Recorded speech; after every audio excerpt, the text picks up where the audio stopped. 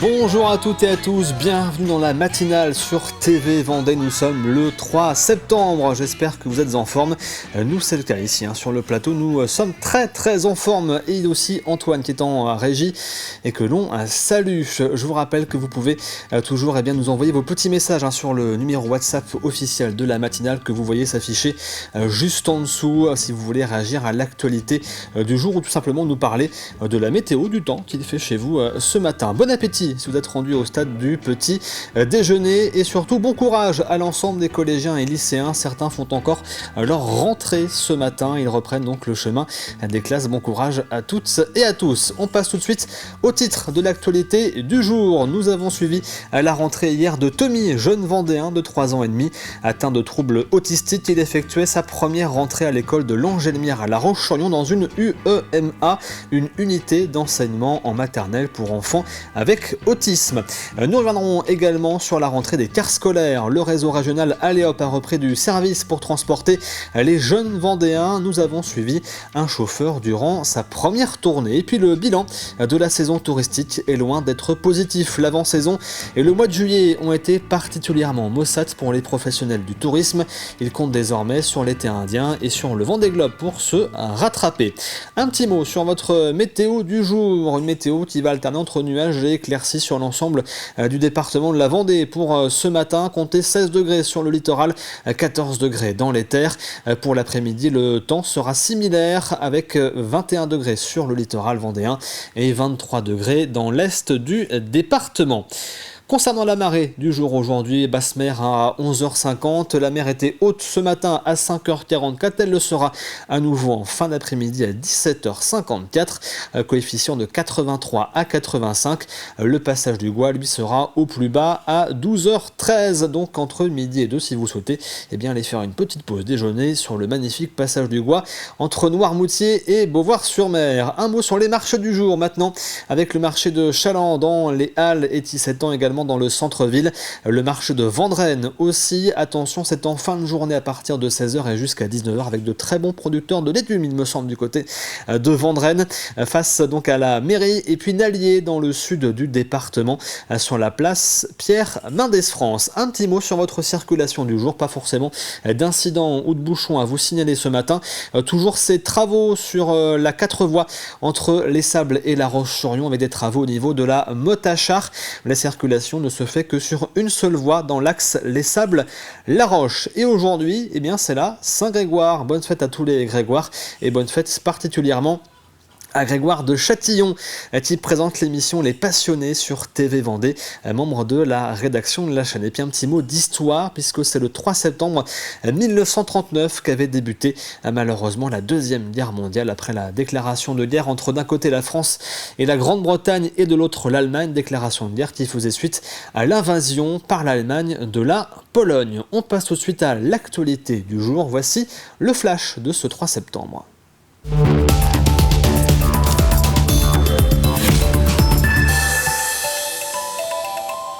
Et ce début de semaine est donc marqué par la rentrée des classes. Hier, Alix Lanos a accompagné Tommy, 3 ans et demi, pour sa première rentrée. Atteint de troubles autistiques, il intègre l'UEMA, l'unité d'enseignement maternel pour enfants avec autisme située à l'école de l'Angelmière à La Roche-sur-Yon. Pour les parents de Tommy, c'est une vraie chance que leur fils puisse intégrer cette unité et aussi beaucoup d'émotions. Regardez.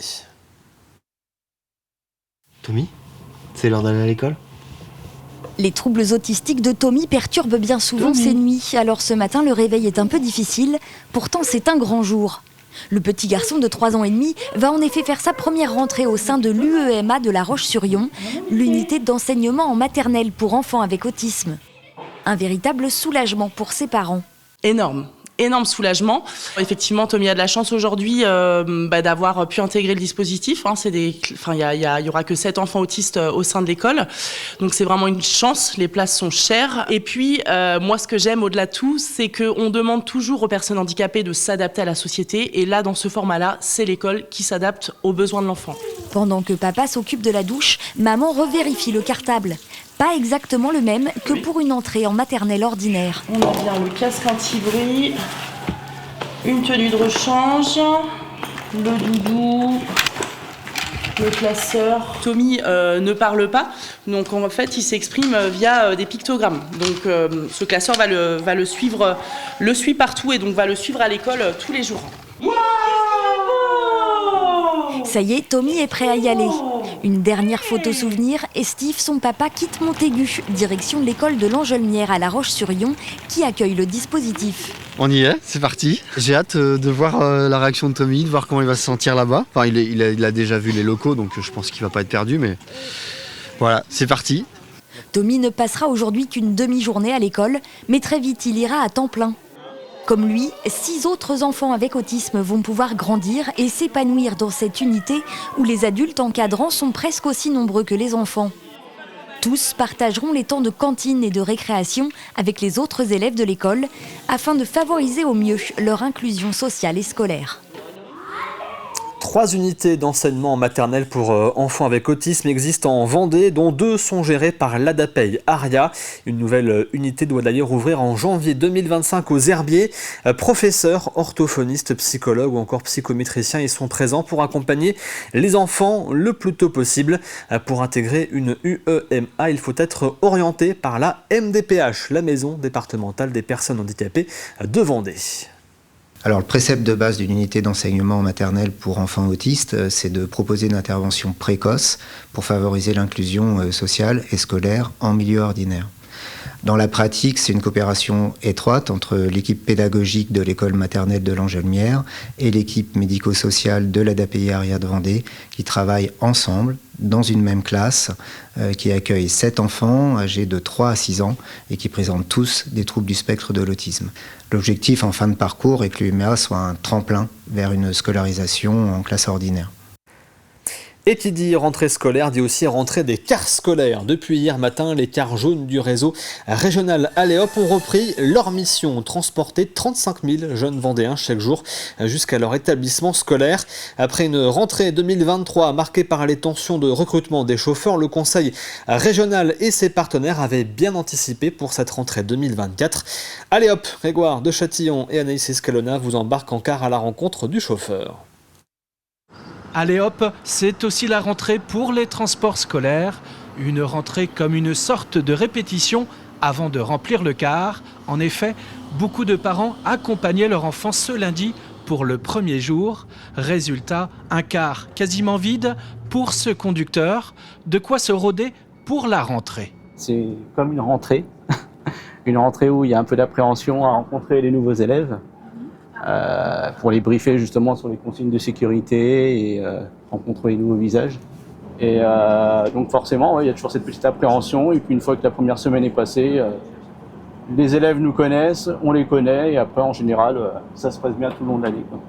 Être conducteur de car scolaire, c'est un métier où il faut non seulement aimer la route, mais aussi le contact. Il faut aimer le contact, ça c'est sûr, le contact avec les jeunes ou avec les clients. Et puis l'autonomie du travail, quoi. Moi, c'est vrai que ça ne m'empêche pas de parler, mais ouais, la priorité, c'est quand même la route. Les transports scolaires irriguent ainsi le territoire vendéen.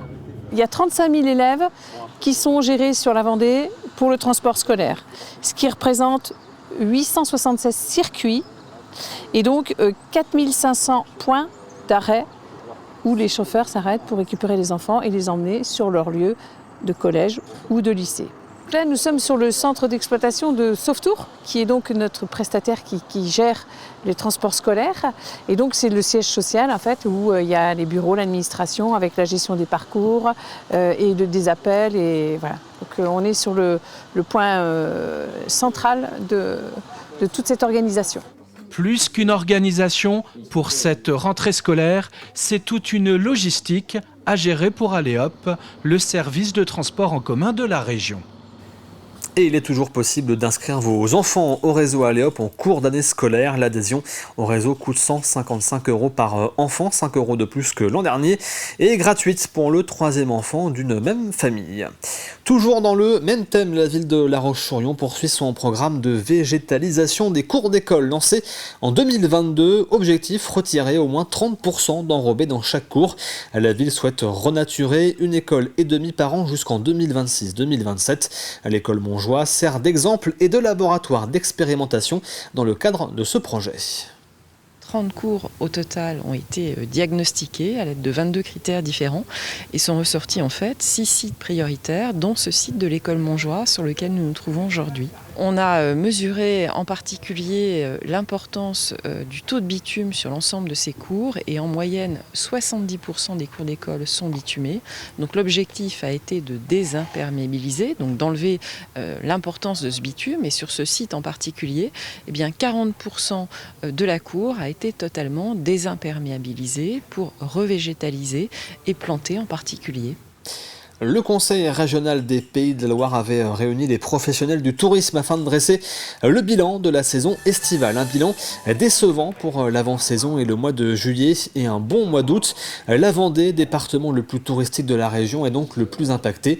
Les professionnels espèrent s'en tirer avec un bel été indien, mais aussi sur l'afflux de visiteurs pour la prochaine édition du Vendée Globe.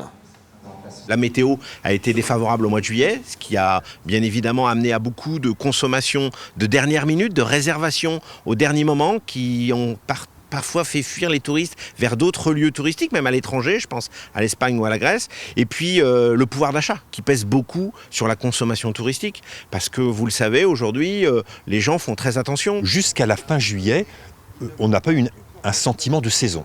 Le département de la Vendée est le département le plus touristique des Pays de la Loire, et c'est fatalement lui qui est le plus touché. Beaucoup de campings ont dû s'adapter, effectivement, proposer des plus courts séjours, quelques promotions, des plus courts séjours. Et heureusement qu'on a fait un bon mois d'août, qui est dans les standards des autres saisons. Sur certains campings légèrement en progression, sur certains autres légèrement en baisse. Mais globalement, la saison a été quand même préservée grâce au mois d'août. Là, cette année, on espère quand même faire une bonne fin de saison aussi. Pas pour compenser les pertes qu'on a faites sur l'avant-saison, mais au minimum pour les limiter. Le 13 septembre prochain, le château d'Ardelais aux Herbiers inaugure son nouveau parvis et réouvre ses portes aux visiteurs après 9 mois de travaux. Il a été rénové et les extérieurs ont été réaménagés. Un investissement de 1,2 million d'euros pour la municipalité herbrotaise. À travers cet écrin, l'objectif pour nous, c'est de faire monter en puissance ce château d'Ardelais pour en fait en faire un site patrimonial et culturel remarquable et couru. Eh bien, le 13 septembre, c'est évidemment l'ouverture, l'inauguration, cette nouvelle ère du château d'Ardelais. Évidemment, il y aura beaucoup de monde. Les Arbretais sont évidemment invités, les Ardelésiens tout particulièrement. Mais évidemment, c'est ouvert à tous. Il y aura beaucoup de monde et puis il y aura un spectacle. Il y aura l'ouverture évidemment de l'exposition avec le vernissage et puis qui sera en visite libre ce soir-là et également tout le week-end. On termine avec un mot de sport et une médaille d'argent aux Jeux paralympiques en paratriathlon pour le Vendéen Thibaut Rigaudot et son guide Cyril Viennot. Il devance un autre duo français, Antoine Perel et son guide Johan Lebert, qui eux viennent chercher la médaille de bronze, donc doublé français sur cette épreuve et dans cette catégorie. Une belle revanche pour le Vendéen qui avait échoué à la 4e place lors des Jeux de Tokyo. La Vendéenne Gladys Lemoussu a elle terminé à la 6e place dans sa catégorie. On se tourne maintenant vers votre météo de la matinée avec une alternance entre nuages et éclaircies sur tout le département. Quelques ondées ne sont pas à exclure en fin de matinée, début d'après-midi. Côté température, comptez 14 degrés à Montaigu, la Châtaigneraie et la Roche-sur-Yon, 15 degrés à Fontenay-le-Comte, Challans et la Tranche-sur-Mer, 16 degrés au Sable d'Olonne et 17 degrés sur les lieux. C'est la fin de ce flash. On passe donc tout de suite au plus de l'info.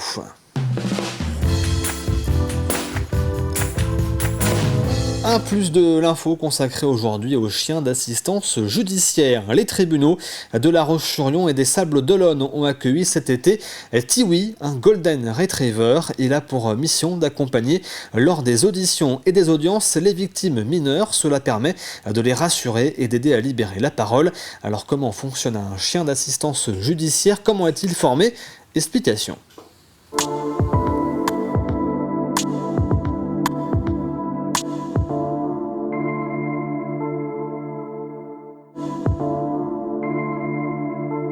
Comme son nom l'indique, il est là pour assister les victimes dans les auditions, dans les audiences qui sont parfois compliquées émotionnellement, puisqu'il faut supporter quand même une charge particulière. Et le chien, en fait, il est là pour justement servir de support pour la victime, venir la rassurer, la réconforter, il va sentir ses craintes, il va pouvoir, et surtout pour les plus jeunes, les enfants, il va permettre peut-être de faire en sorte que ce moment un peu compliqué soit moins compliqué.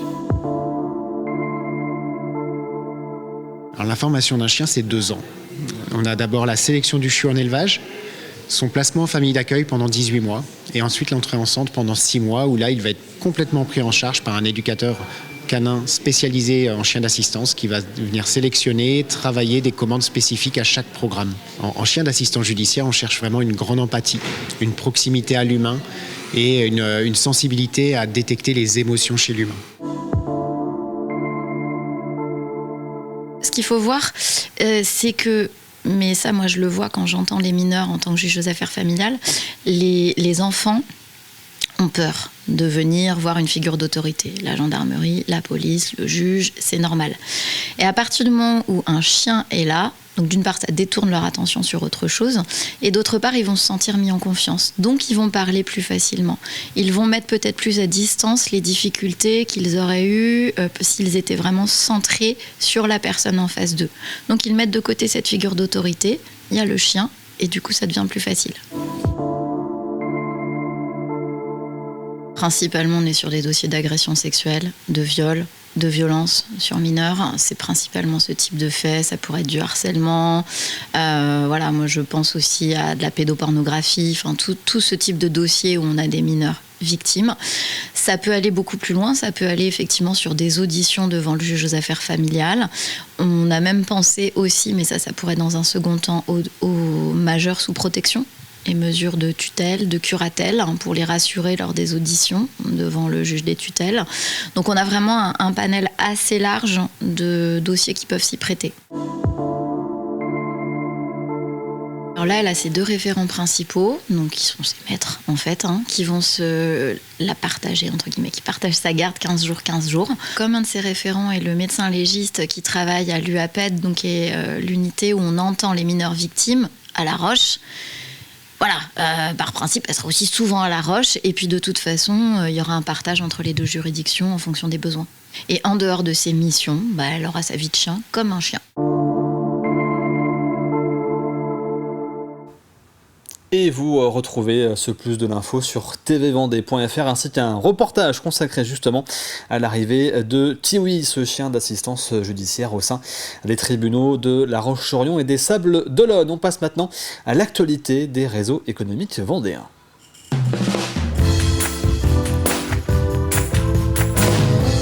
Et aujourd'hui, nous allons écouter Christophe Cugnot, président du réseau Entreprendre Vendée, un réseau qui regroupe 300 chefs d'entreprise et qui permet également d'accompagner les créateurs ou les repreneurs d'entreprises sur le territoire de la Vendée. Il nous parle bien de ses objectifs et de sa volonté d'inclusion au sein du réseau Entreprendre Vendée.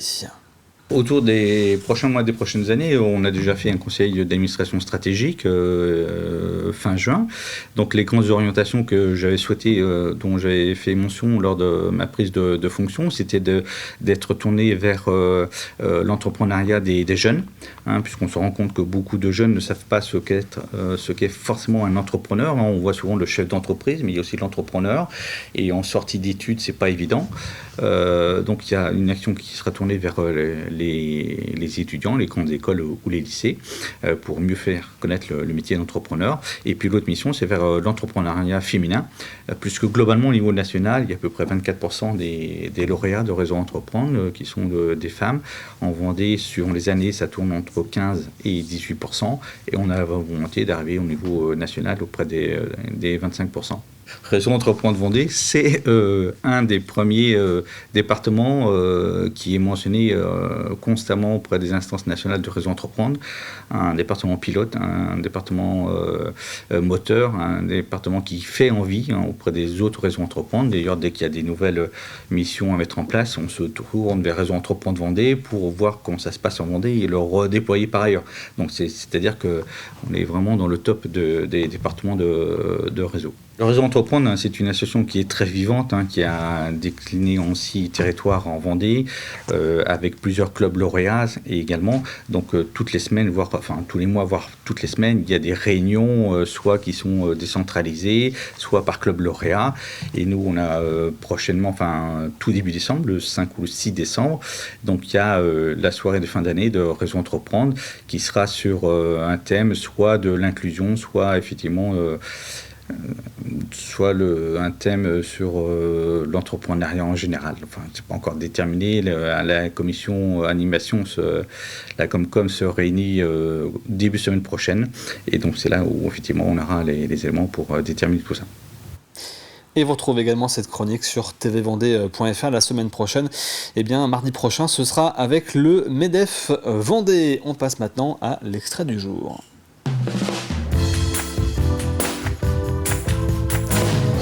Et l'extrait du jour, c'est l'émission Backstage présentée par David Ovinet qui recevait le groupe Brasil Sambalida, un groupe de danse brésilienne et de danse d'Amérique du Sud. De quoi apporter un peu de soleil ce matin en cette journée un peu grisâtre. Vous nous faites voyager et vous nous faites voyager partout dans le Brésil parce que finalement, Anna, il y a plusieurs types de danse brésilienne. Oui. Combien? Beaucoup. Il y a beaucoup. Je ne peux pas te dire exactement combien de danses on a au Brésil, mais on a beaucoup de rythmes différents au Brésil. Par exemple, la samba. Il y a la samba qui ça vient de Rio, que c'est complètement différent de la Salvador Bahia. Et la Salvador Bahia, c'est avec des petites jupes. À Rio, c'est avec des plumas. Après, il y a le carimbo, ça vient de l'Amazonas, il y a le indien, il y a le frevo, il y a vraiment beaucoup. Émission Backstage à retrouver donc aujourd'hui sur TV Vendée. Il est 8h52. Voici le rappel des titres. Nous avons donc suivi la rentrée de Tommy, jeune Vendéen de 3 ans et demi atteint de troubles autistiques. Il effectuait hier sa première rentrée à l'école de Langelmire à La Roche-sur-Yon dans une UEMA, une unité d'enseignement en maternelle pour enfants avec autisme.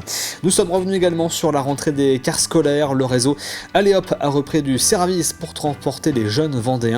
Près de 35 000 jeunes dans les différents cars scolaires sur le département de la Vendée et nous avons pu suivre un chauffeur. Et puis le bilan de la saison touristique est loin d'être positif. L'avant-saison et le mois de juillet ont été particulièrement maussades pour les professionnels du tourisme.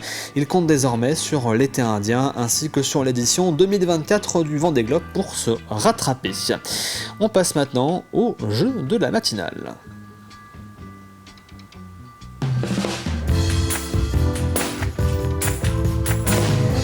Et à gagner cette semaine dans le jeu de la matinale 4 places gratuites pour le parc de Pierrebrune, magnifique parc situé donc en cœur du massif forestier de Mervan, le principal massif forestier du territoire vendéen. La question de la semaine, la voici. Dans quelle discipline s'est illustré le dernier porteur de la flamme paralympique en Vendée? Je répète, dans quelle discipline s'est illustré le dernier porteur de la flamme paralympique en Vendée? Vous l'avez à l'image, ce porteur de la flamme paralympique, c'est lui qui a donc allumé le chaudron paralympique sur la place Jacques Chirac à La Roche-sur-Yon. L'indice du jour, il est assez simple. L'indice du jour, contrairement aux idées reçues, l'histoire de ce sport est d'origine britannique. Je le répète une nouvelle fois, contrairement aux idées reçues, l'origine de ce sport est d'origine britannique. Vous retrouvez l'indice d'aujourd'hui et celui d'hier ainsi que la question sur tvvendée.fr. On verra en fin de semaine qui avait vu juste au niveau de la réponse. Prochain indice donc demain matin dans la matinale à partir de 7h. On refait un petit point rapide sur votre météo d'aujourd'hui avec donc un petit peu de grisaille ce matin sur l'ensemble du territoire vendéen et des températures légèrement à la baisse, 14 degrés donc du côté de Montaigu, La Roche-sur-Yon, les Herbiers, 15 degrés à Fontenay-le-Comte, Chaland et la Tranche-sur-Mer, 16 degrés du côté des Sables d'Olonne et 17 degrés sur l'Île-Dieu. Et il pourrait y avoir d'ailleurs quelques ondées en fin de matinée, début d'après-midi, mais ça ne devrait pas durer très longtemps. On vient de recevoir d'ailleurs un petit message sur notre WhatsApp officiel, donc vous retrouvez une nouvelle fois le numéro juste en dessous, si vous voulez communiquer avec nous. Petit message de Maryse depuis la ville des Sables d'Olonne qui nous parle d'un très beau lever de soleil ce matin dans la plus belle baie du monde. Ce n'est pas moi qui le dis, c'est une sablaise. On approche de la fin donc de cette matinale, merci à vous de l'avoir suivi.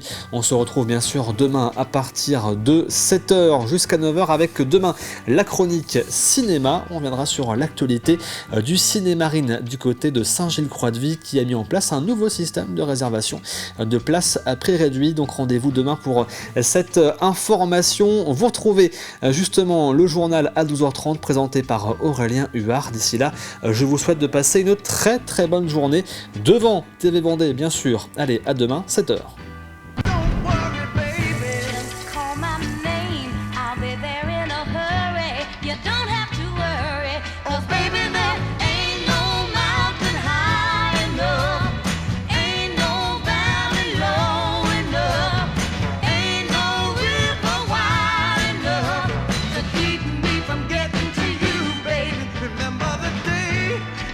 You